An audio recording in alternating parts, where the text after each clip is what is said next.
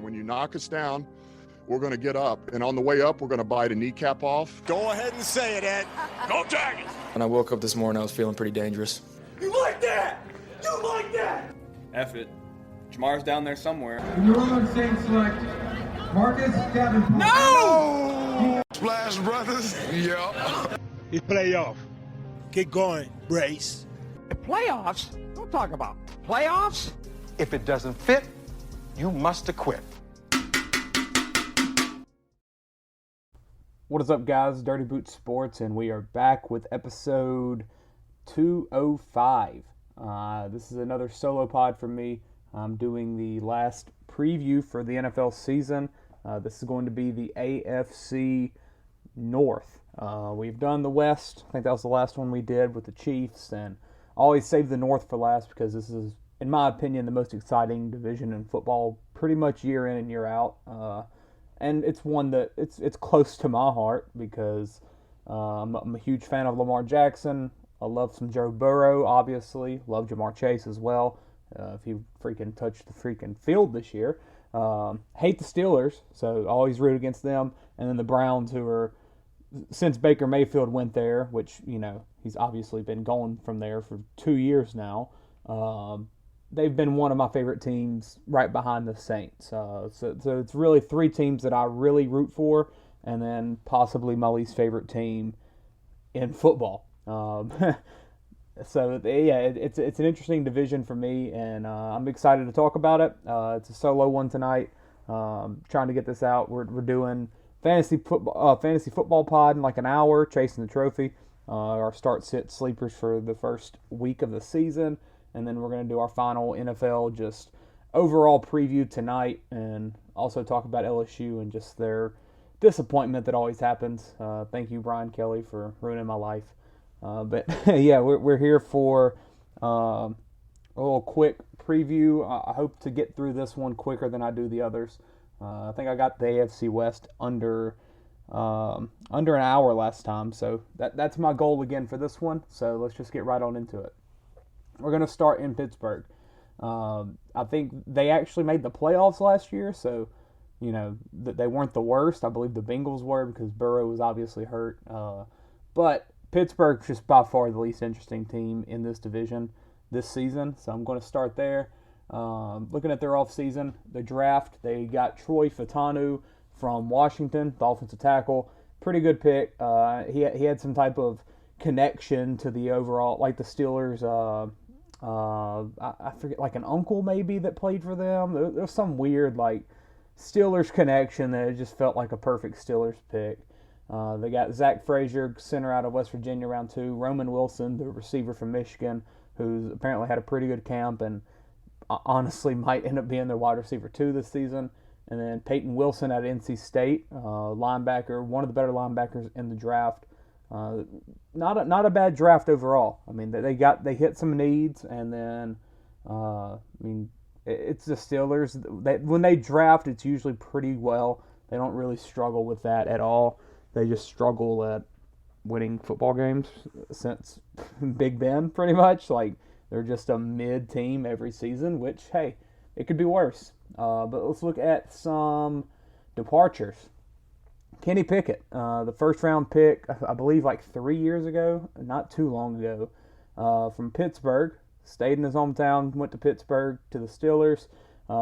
Just looked like it was going to be the guy, but nah, he was never really built for that. He got traded to the Eagles to back up Jalen Hurts. Mason Rudolph is gone to the Titans, who honestly played pretty well last year. Mitch Trubisky as well to the Bills. Miles Boykin, Deontay Johnson finally moved on from him. Sent him to the Panthers in exchange for, I believe, Dante Jackson, LSU legend. Deontay Johnson, I like him a lot, and I think he's going to have a great season in Carolina. Very looking forward to that. You lost, who else? Marcus Golden, Quan Alexander, LSU legend. Michael Walker, Patrick Peterson, LSU legend. Levi Wallace to the Broncos. He's one of your starting corners.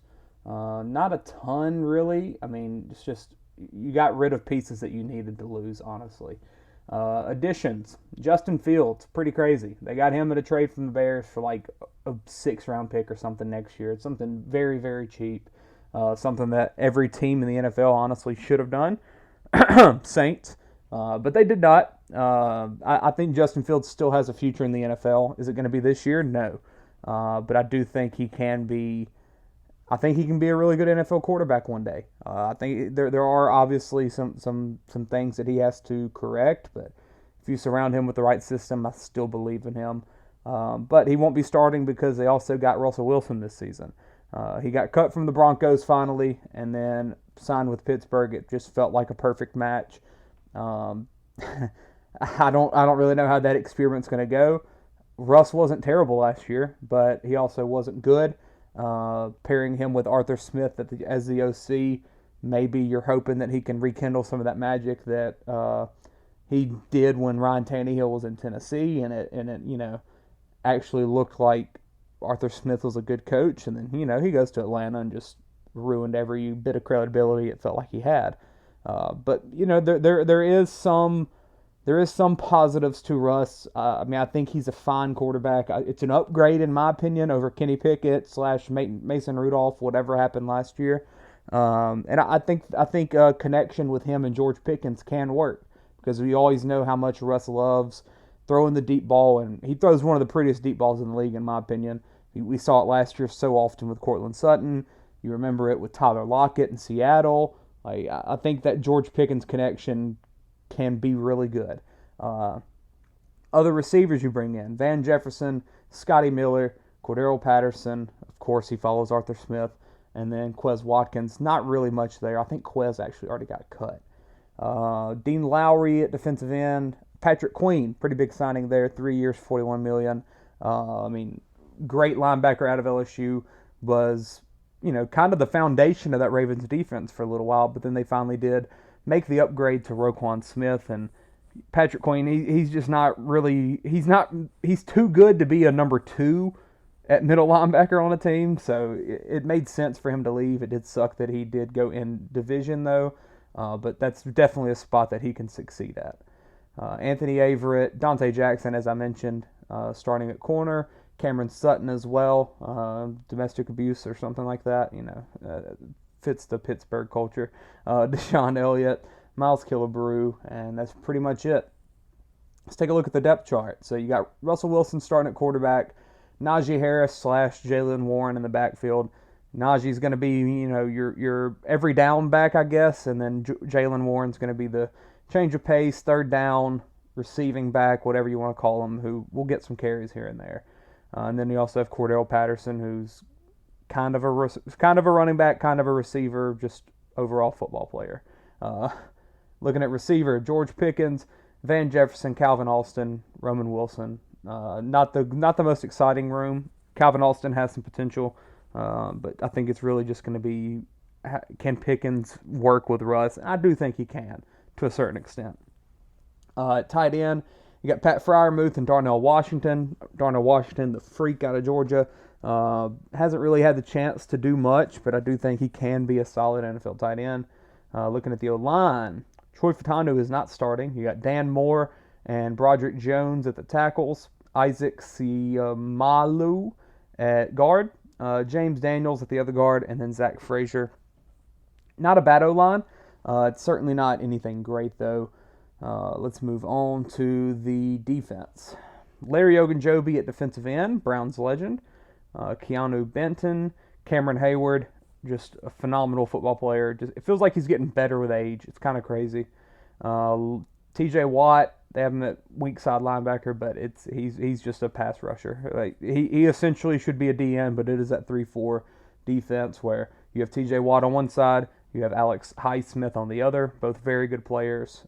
Between them two and Cameron Hayward, you're expecting probably 40, 45, 50 sacks between them three. Like it's pretty insane, the trio that you got with them.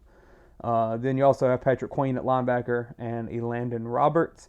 Peyton Wilson is the backup right now, but I think eventually he will get some more playing time. At corner, you got Dante Jackson and then Joey Porter Jr., the second-year guy.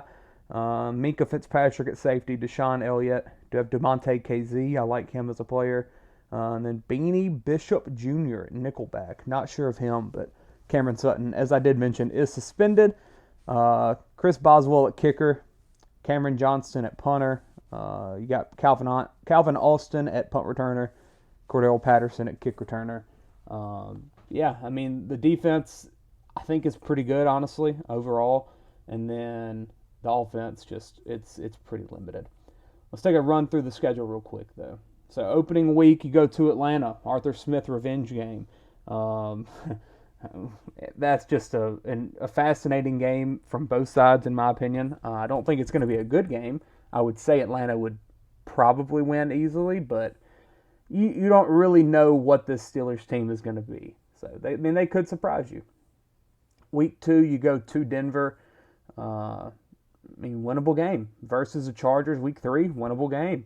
At the Colts, winnable game. Versus Dallas on a Sunday night. At Las Vegas versus the Jets on Sunday Night Football, because why wouldn't it be? Every game the Jets play is on Sunday or Monday, it feels like, or Sunday Night Football or Monday Night Football. It's insane. And then you got the Giants week 8 on Monday Night Football.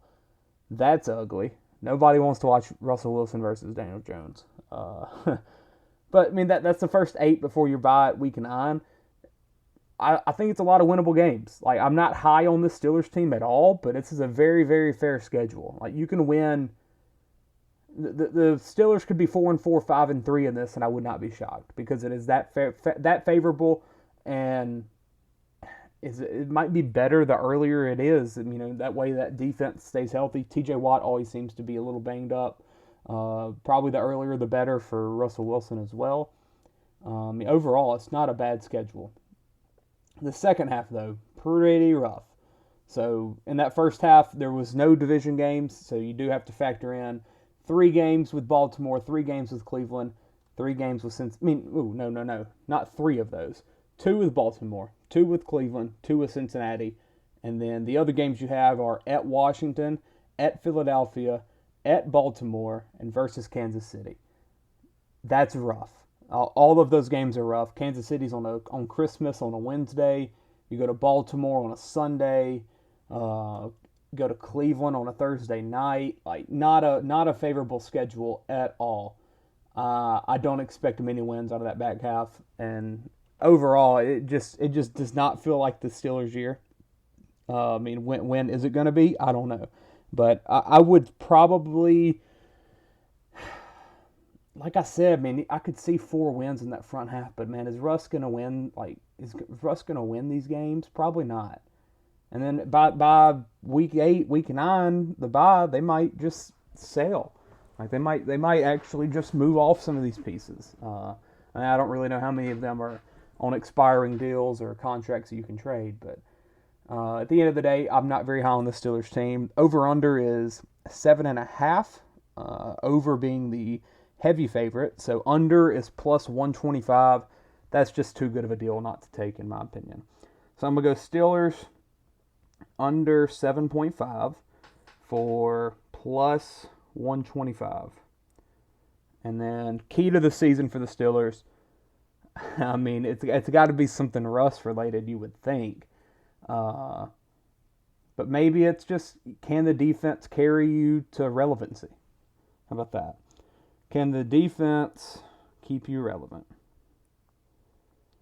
All right, let's move on to the next one. Let's go to, I'll be not biased, and I'll go to Cleveland here. Just a second, and then we'll go on to Cleveland. My Cleveland Browns, not a bad year last year. Joe Flacco kind of shocked everybody and looked really, really good. It was kind of a crazy season. Deshaun Watson, though, is back under center this year. For how long? Who knows? You do have Jameis Winston, Saints legend, at backup. But I do think Deshaun's going to get a pretty fair shot at it. And hopefully we see some improvement. But let's look at the offseason for the Browns. The draft, no first-round pick. You did have Ohio State D-tackle Michael Hall, round 2. You got a Michigan guard. Can't go wrong there. Not really much else. Jamari Thrash out of Louisville at receiver. I'm not even sure if he made the team. Not really much to be excited about for the Browns at the draft. But that's what happens whenever you trade like so much of your future for Deshaun Watson, and I'm not sure if like the Odell trade's still getting paid off. Like they've sold a lot and tried to really build a contender, and they've been a pretty much perennial playoff team, but it hasn't really led to much success there, outside of when Baker got him a playoff win and then they got rid of him. But that's for another day. Looking at the departures, Jeff Driscoll, Joe Flacco, P.J. Walker. Flacco's with the Colts. Other ones I think have gotten cut. Kareem Hunt is gone. Rumors are that he might be coming back eventually. Who knows? Kareem Hunt still, a viable backup. Nothing great, though. Marquise Goodwin, Harrison Bryant, Nick Harris to the Seahawks. I think did they get him back? I want to say they got him back. Yeah, he's back now. Yeah. But yeah, Nick Harris was the backup center, I believe. He's drafted out of Washington a few years ago. Then he signed with Seattle, but Seattle had they signed someone else or someone beat him out, and then the Browns had an injury, and they're like, let's just call up Nick Harris. He knows how to play our system. Not a bad offensive lineman at all, though. Jordan Elliott, Sion Taki. That's a pretty big miss. He was a solid fill-in at linebacker. Always made some pretty good plays, and you could count on him for like 10 tackles a game. He went to the Patriots, though.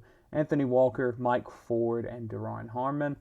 Not really anything terrible, though. Let's move on to the additions. Tyler Huntley, who I think has already been cut and went to the Ravens. Jameis Winston, 1-year deal.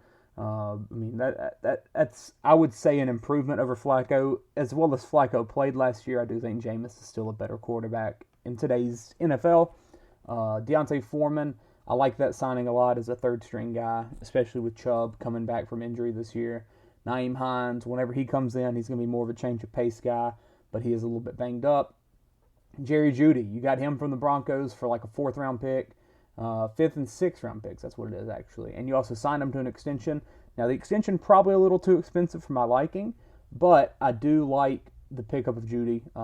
He's been in a situation where it felt like he kind of had to be the one, or he had the pressure to be the one, especially given the draft capital that was used to get him in Denver, and he never really lived up to that hype. But I do think now, being the 2 behind Amari Cooper, who I'm sure he looked up to at Alabama, they were a couple years apart for sure, but I'm sure Jeudy was like, Cooper was someone that Jeudy watched and was like, I want to be him. I want to go to Alabama to be like Amari Cooper. But I do think Jeudy as the 2 in Cleveland is a pretty good role for him, and I'm excited to see how that works. James Prochet, Michael Dunn, Brian Allen at center. That's what happened. I think they signed him and he got hurt, so the Browns called up Seattle and got Nick Harris. Zadarius Smith, re-signed him 2 years, $23 million. I like him a lot. He's been a really good pickup for the Browns. Good compliment to Miles on the other edge. He's not much of a pass rusher as he is just a great run defender, but I do like Zadarius Smith. Shelby Harris, Maurice Hurst, and Quentin Jefferson brought all of them back on the defensive line. Devin Bush kind of took a shot there. I don't mind that at all. Also with Jordan Hicks. Kind of an upgrade in the linebacker room overall, I would say. Tony Brown, Rodney McLeod, and he also signed Cade York. Not a bad offseason overall, though. I think they didn't change a lot, but made some changes on the margins. Let's look at the depth chart. Deshaun Watson at quarterback. That is the absolute biggest question of this team. Is what can Deshaun Watson give you? It's very concerning because he's getting paid a lot of money and certainly hasn't played like the quarterback that he's getting paid to be.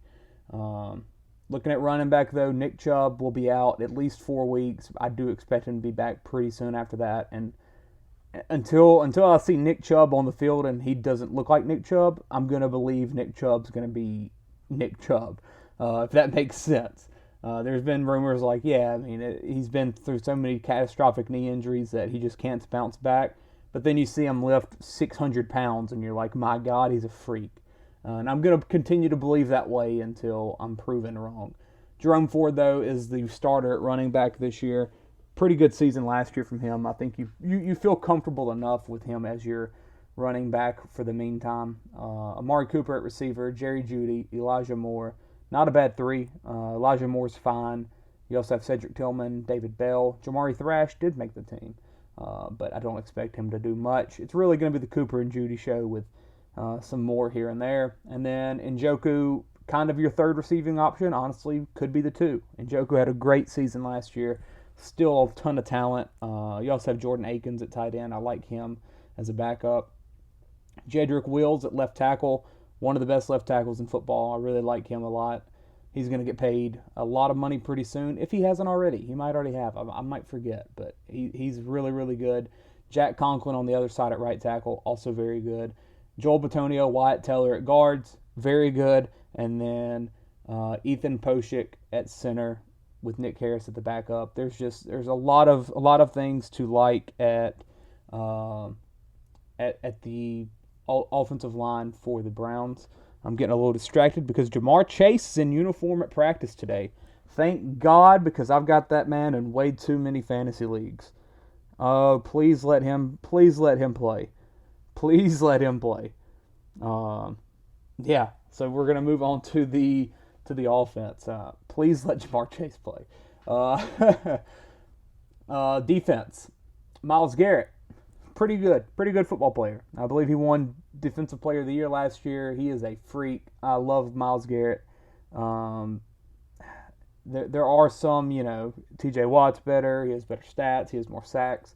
I don't care. Myles Garrett, every time he's on the field, I feel like he's getting held. He's just constantly getting double teamed. Like there's just so much impressive to watch Myles Garrett, and it feels like whenever there needs to be a big play, you can just sit there and watch a defensive end, which in my opinion I don't really care to do much, but he's so fascinating to watch. I like Myles Garrett a lot. I like him a lot, and I think he's one of my favorite defensive players in football to watch from just a, oh my God, he's a freak standpoint. Looking at the rest of the defensive line, Dalvin Tomlinson, Shelby Harris, and Zadarius Smith. Very good defensive line. Maurice Hurst, Quentin Jefferson at backups, Alex Wright as well. Looking at linebackers, I like the linebacker room this year.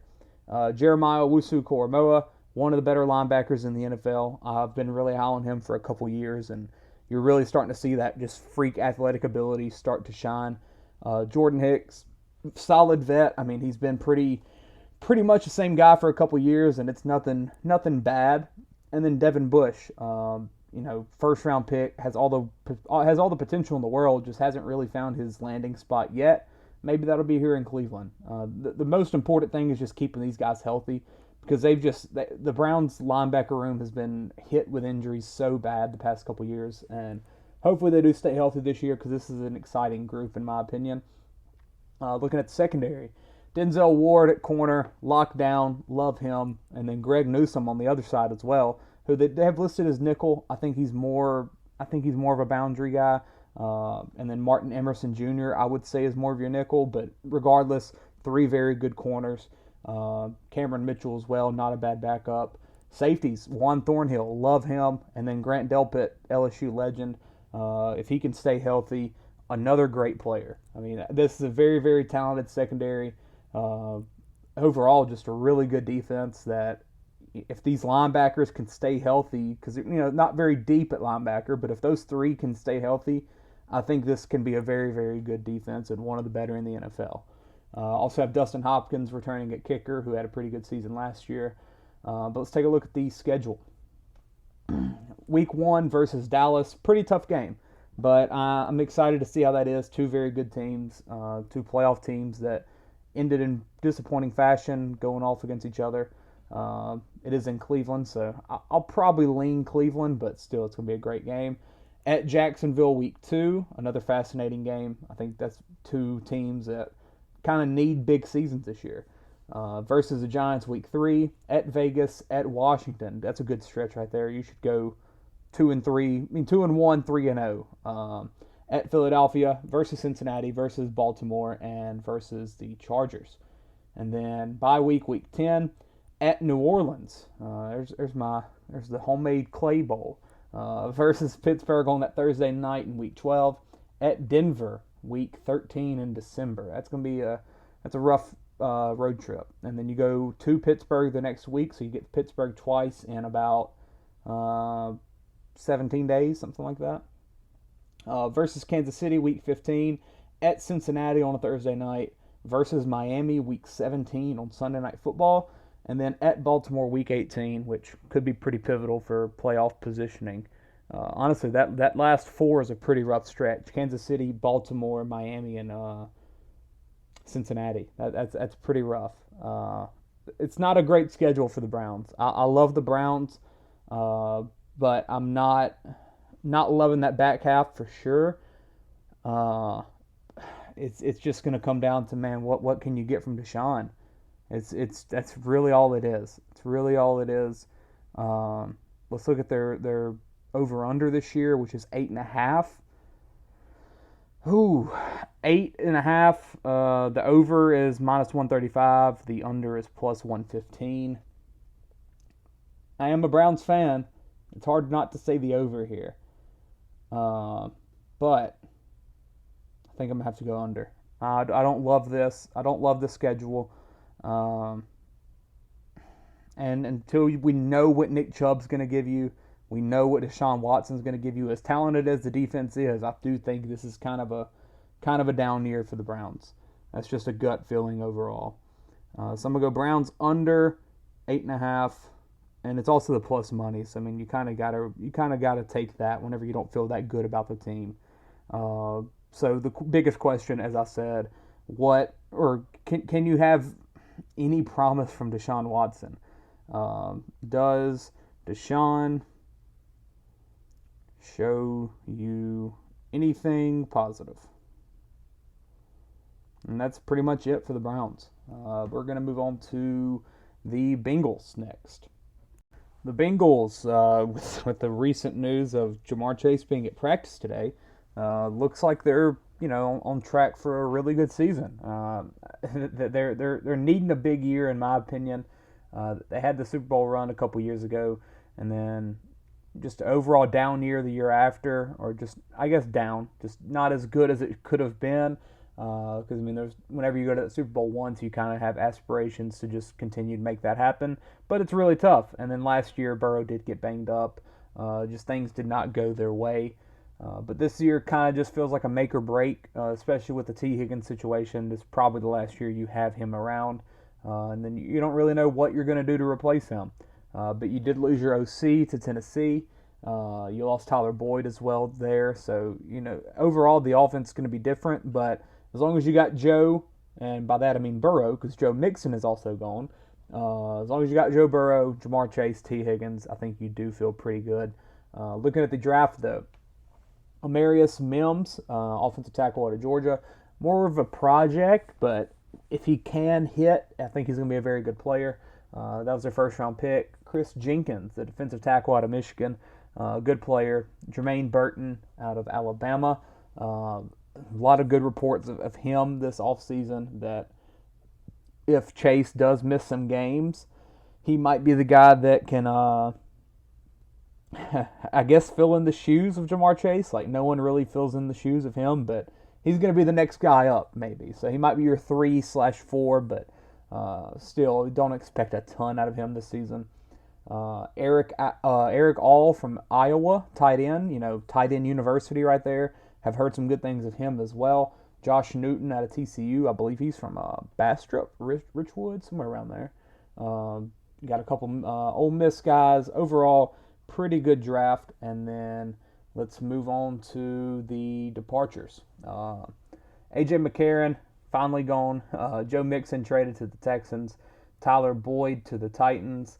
Irv Smith Jr., Jonah Williams, DJ Reader, Chidobe Awuzie, and Nick Scott. I mean, Awuzie, Reader, Jonah Williams, that's a pretty big three on your team that you lose. Joe Mixon as well, obviously. Tyler Boyd, been a staple. Some not a lot of losses, but some pretty big ones in my opinion. You added Zach Moss, 2-year deal. Kind of the 1A, I would say, right now. I think Chase Brown's more of your 1B, but I do think Chase Brown eventually will take over most of the touches in the backfield, but I don't think Moss gets completely excluded at all. T. Higgins is on the non-exclusive franchise tag, getting paid $21 million this year. Trenton Irwin is back. Mike Gesicki, kind of interested to see how that works. Tanner Hudson, Drew Sample, my God, you signed 3 tight ends and you drafted 2. Trent Brown is signed at left tackle or right tackle. I'm not sure which one he's playing. Cody Ford is back. Sheldon Rankins, Saints legend, 2 years, $26 million, kind of takes that DJ Reader role. Von Bell, I love that signing, 1-year deal. And then also Geno Stone, another Raven moving in division, 2 years, $15 million, coming off a pretty good season as well. Looking at the offense, Joe Burrow at quarterback, as long as he's back there and he's healthy and he's standing upright, you feel really good. Zach Moss, Chase Brown, 2-man situation there. Also have Travion Williams in the backfield. Jamar Chase, T. Higgins, Andre Iosivas. Those are the 3 receivers. Jermaine Burton, Trenton Irwin as well. Mike Gesicki, Drew Sample, Tanner Hudson, Eric All Jr. My God, you got so many tight ends. Offensive line, Orlando Brown at left, Trent Brown at right. Very, very large men. Hopefully they can keep the guys out of Joe Burrow's face. Alex Kappa and Cordell Volson, good guards, and then Ted Karras as well at center. That offensive line's looking as good as it ever has for Joe, in my opinion.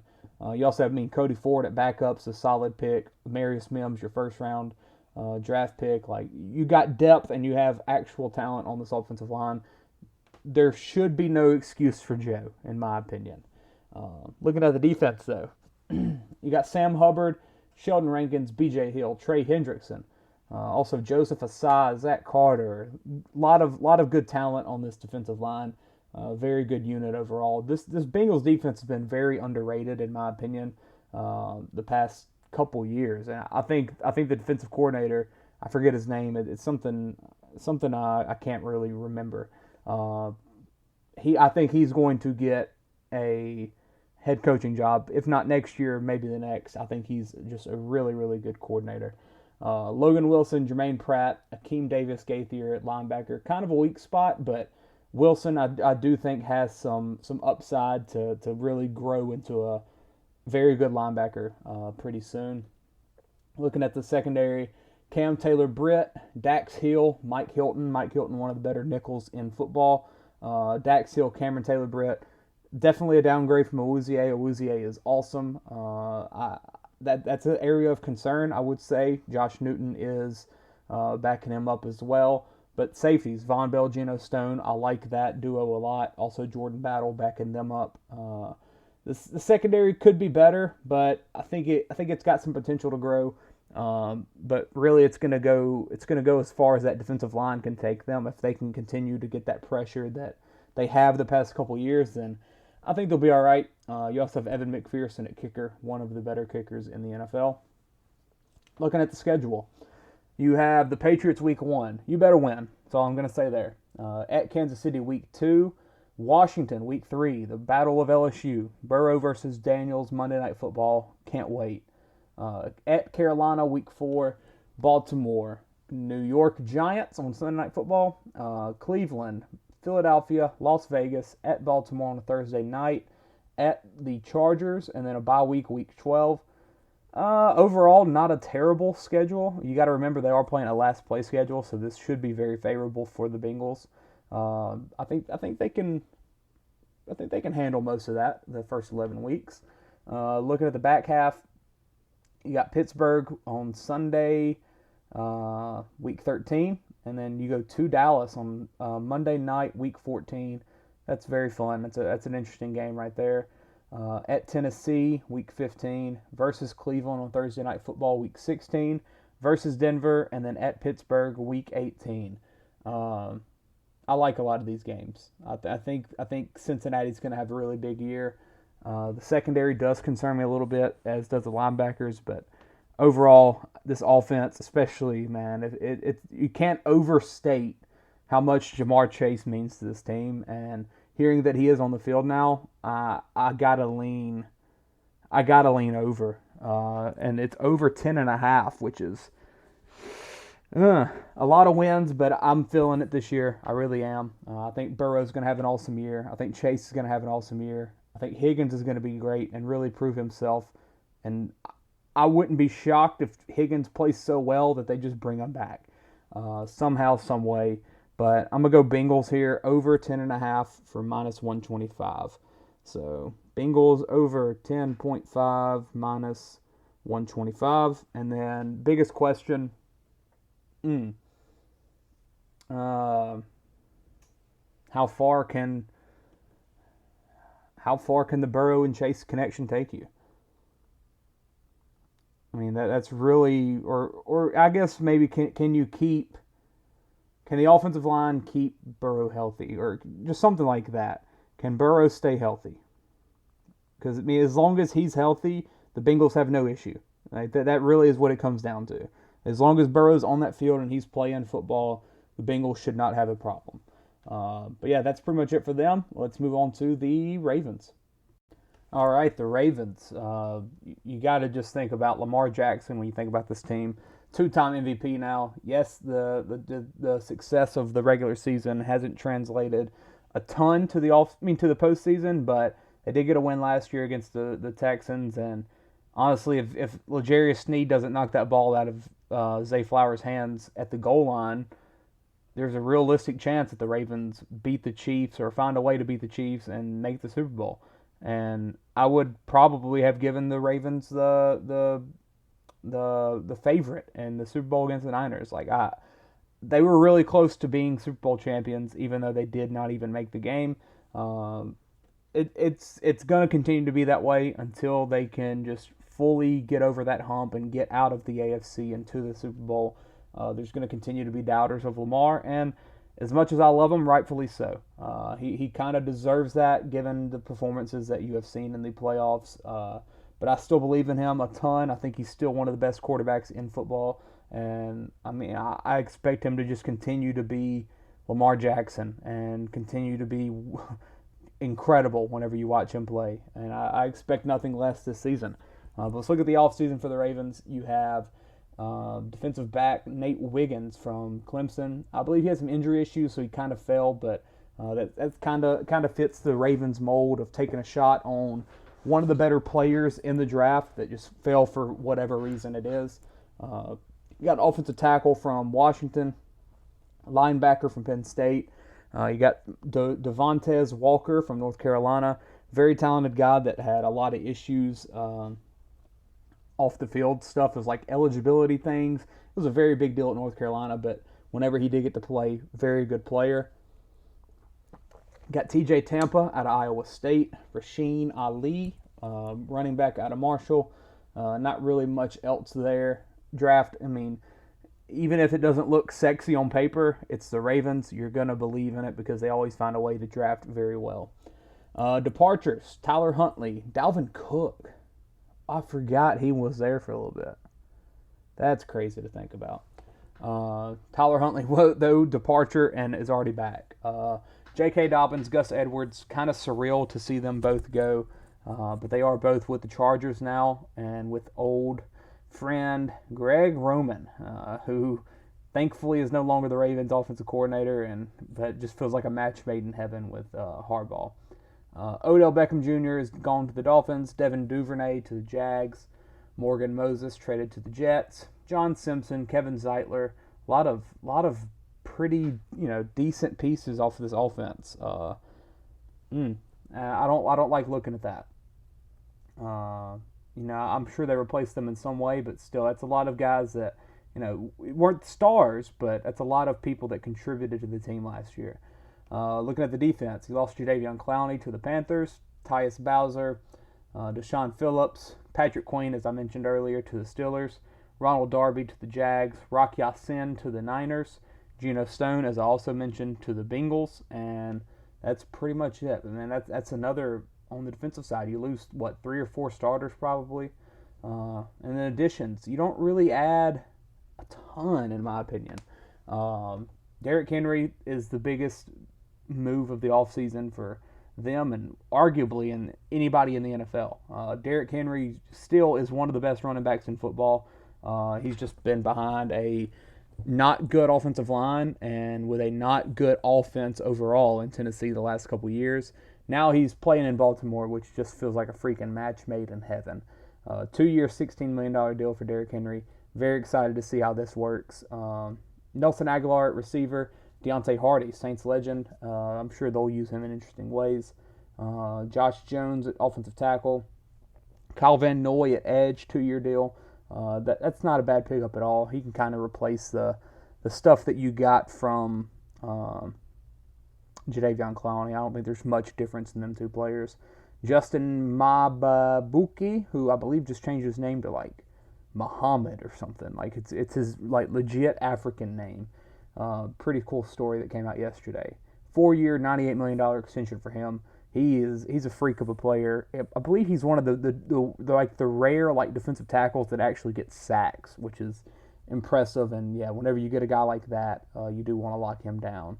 Really nothing else that you really bring back on the defensive side of the ball. So let's move on to the depth chart. Lamar Jackson, Derrick Henry, that's just fun to say. That's your backfield. You also have Justice Hill. Keaton Mitchell, whenever he comes back, will be more of your two change of pace kind of guy. Looking at the receivers, Zay Flowers, Rashad Bateman, Nelson Aguilar, Tylan Wallace, Devontae Walker. Not really the best room that you can imagine, but when you have Mark Andrews and Isaiah Likely at tight end, you can kind of afford a little bit of a worse receiving room. And then also with the running game that you get from Derrick Henry and Lamar Jackson, you can get by with it. I do love Zay Flowers. I was very high on him going into last season, and it kind of paid off. He was really good. I do think there is another level to him. And you kind of saw some consistency from Rashad Bateman last year as well, which is rare to say, but I think he can be a little bit better, and I don't think it's going to be that bad for him to be your two. Also have to count in Patrick Ricard, the fullback, who just does it all and is a staple of this Ravens offense. The offensive line, Ronnie Stanley, Andrew Voorhees, Tyler Lindenbaum, Daniel Faale, and Patrick McCary. Left side I like a little bit more than the right. Voorhees, Stanley, Lindenbaum, I like that. The backups, not very great, but I'm sure it's the Ravens. Like, you can't really doubt them. Whatever they do is going to find a way to work. And, that's not a great way to look at things, but they're one of the teams where you just kind of have to. You just kind of have to believe in what they're doing because they're just that successful. Looking at the defense, Nnamdi Mababuki is what he goes by now. Nnamdi, like Nnamdi off somewhat. He's at left defensive end, but it's a 3-4 defense. They're all just, kind of the same guy. Michael Pierce, Travis Jones, not a bad defensive line at all. Michael Pierce is just a staple in this defense as well. Looking at the linebackers, Adafi Alway and Kyle Van Noy are going to be coming off the edges. Also have David Ajabi, a couple guys that had some injuries in college, fell in the draft, and just have been really good for the Ravens. Roquan Smith, Trenton Simpson at the two middle linebacker spots. Looking at the secondary, probably the strength of this defense. Marlon Humphrey and Brandon Stevens at corner. Jalen Armour Davis, Nate Wiggins as well. And then safeties, Kyle Hamilton, Marcus Williams, incredible 1-2 punch. Also have Eddie Jackson, who way too good to be a backup in my opinion. I think you might see him in a little bit of a nickel role, or maybe move Kyle Hamilton there, who's just a very just flexible, incredible player in my opinion. Maybe move Hamilton inside to linebacker. Very good, very, very, very good secondary, and that defense will be outstanding, I'm sure, as it always is. Justin Tucker at kicker, you got to mention him because he's just a freak of nature. One of the best kickers in NFL history, if not the best. Looking at the schedule, you open up Thursday night versus Kansas City. Tomorrow night, can't wait. I'm going Ravens in that game. I'll go ahead and tell you that now. I think the Ravens are going to come off hot. And I think Kansas City still has a couple things to kind of figure out as a team right now. Are the Chiefs still going to be incredible? Yeah. But I do think they got some issues, with Pacheco and P. trying to incorporate him. Stuff like that. I think the Ravens win this football game tomorrow night. Week 2, you got Vegas. Week 3, Dallas. Then Buffalo week 4 on Sunday Night Football. At Cincinnati versus Washington. At Tampa Bay on Monday Night Football. Oh, man. I got Lamar versus Baker. Sign me up. At Cleveland, week 8 versus Denver versus Cincinnati on Thursday Night Football. That's way too good of a game to be on Thursday. At Pittsburgh, at Los Angeles on Monday Night Football. Harbaugh versus Harbaugh. Roman versus his old team. Gus and JK. Very good, very cool storylines there. November 25th. Sunday, you'll have Philadelphia week 13. And then you have your bye week 14. So a late bye, which I would say is preferred for the Ravens. Kind of get that breather and get everybody healthy at the end of the year, especially with guys like Derrick Henry, Lamar Jackson, who run a little bit more than you would want from your quarterback and running back duo, I would guess. I like that bye being at the back half for them. And then you have the Giants, Steelers, Texans, and then Cleveland at the end of the season. The Ravens are going to be awesome. I really think so. I think Derrick Henry is going to be a seamless fit. I think Zay takes a step. I think Bateman's going to be more consistent. Mark Andrews will let him stay healthy. I think that it's hard not to believe in this Ravens team to be very good. I'm going to take the over, which is also 10.5, just like the Bengals was, but this is for minus 120 instead of the minus 125 that the Bengals had. And then the big question, is can regular season translate to the postseason? Can regular season success translate to the postseason? That's really what it is for them. The regular season, you know what the Ravens are going to be. You know they're going to succeed. They're going to be very good. It's just how good can they be when the playoffs come around, because you know they're going to make it. They're not missing the playoffs. If they miss the playoffs, it's going to be an absolute shocker. But this Ravens team, they're going to be good. Really nothing to doubt about them. It's really a two-man race, in my opinion, in this division. Maybe the Browns sneak in a wild card spot. I don't know. It's going to be pretty tough. But, yeah, I'm excited for some football. Excited to watch the Ravens, Bengals, Jamar Chase, please play. Love my Browns still. Hate the Steelers, but kind of excited to watch Russ. I just love football. How about that? I love football. I love football. I love football. And that is it for this one. Kind of kept it short, about 45 minutes, and now I'm about to go talk my butt off again for some fantasy. So we will see you later. This ain't how it's supposed to be. It should be just you